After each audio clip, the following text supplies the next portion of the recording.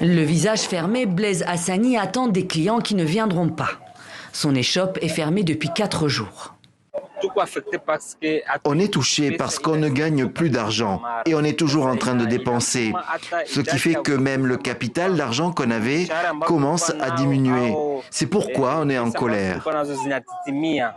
Un manque à gagner qui inquiète aussi d'autres commerçants d'Ouvira en cette 4e journée ville morte décrétée pour exiger le départ de la ville du général Olivier Gassita, un officier des FARDC réaffecté depuis lundi à Ouvira.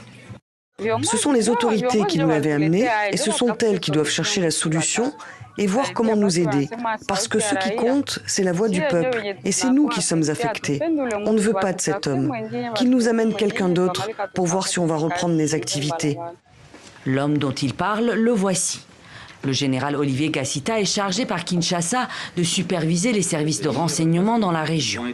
Mais pour les Wazalendo, il n'est pas irréprochable. Il l'accuse notamment d'avoir joué un rôle dans la prise de la ville de Bukavu par le M23 en février dernier. Une perte stratégique qui alimente depuis les tensions entre l'armée congolaise et ses supplétifs, avec des affrontements meurtriers.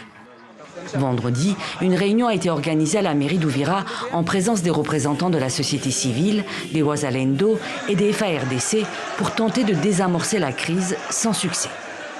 Nous demandons aux autorités au niveau national et provincial de tout faire pour amener une autre autorité militaire en envie de remplacer avec le général Gassita parce qu'il est de mèche avec l'M23.